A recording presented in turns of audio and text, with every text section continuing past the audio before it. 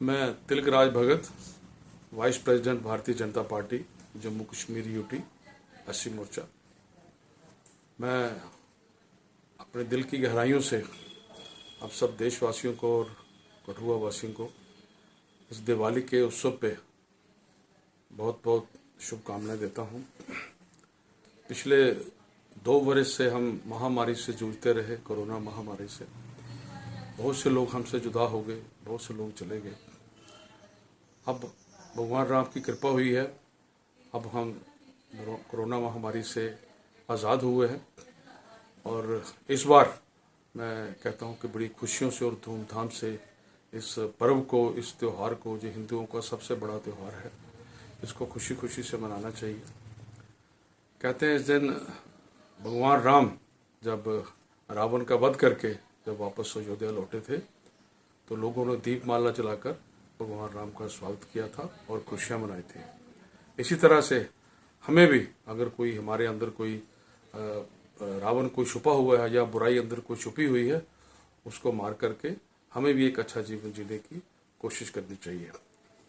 और मैं कहता हूं कि इस खुशी के पर्व पे, इस दिवाली के पर्व पे सबके मन में सुख, आनंद, खुशी, परम सुख, प्रसन्नता और सुख शांति सबके जीवन में आए। एक कंटेंटमेंट हो उसके जीवन में, और एंजॉयमेंट हो, एक ब्लिसफुलनेस आए, एक जॉयफुलनेस आए, एक चीयरफुलनेस आनी चाहिए लोगों में।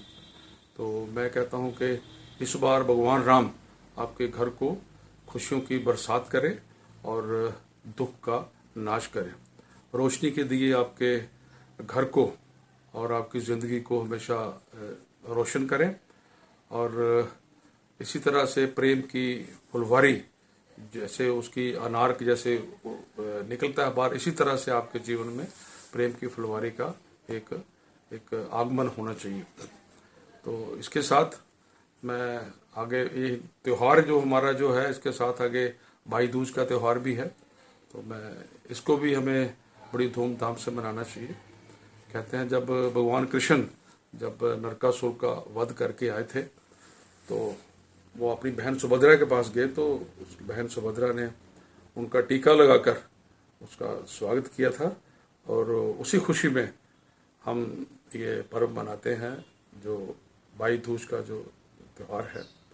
एक भाई बहन का प्यार बना रहे, इस खुशी में हर एक को प्यार करना चाहिए, सबको अपने भाई बहन की तरह समझना चाहिए।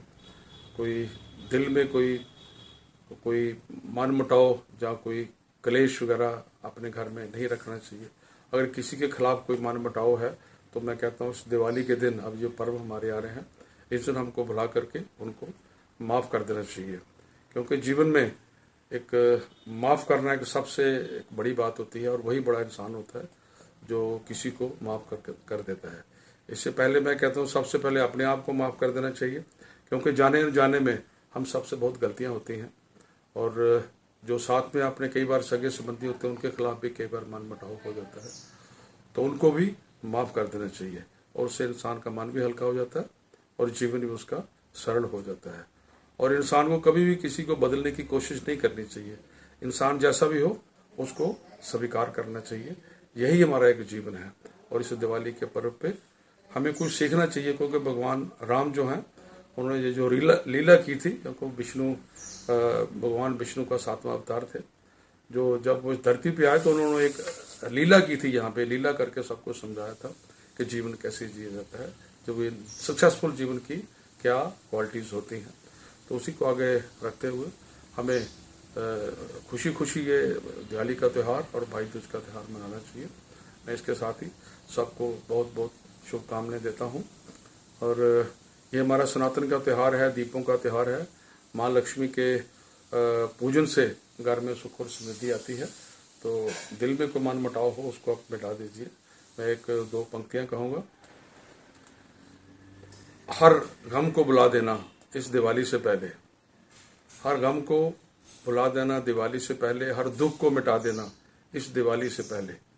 जिसने भी सताया है दिल आपका, उसको माफ़ कर देना आप दिवाली से पहले। तो इसके साथ ही मैं फिर से अपने शहरवासियों को और देशवासियों को बहुत बहुत हार्दिक शुभकामनाएं देता हूँ।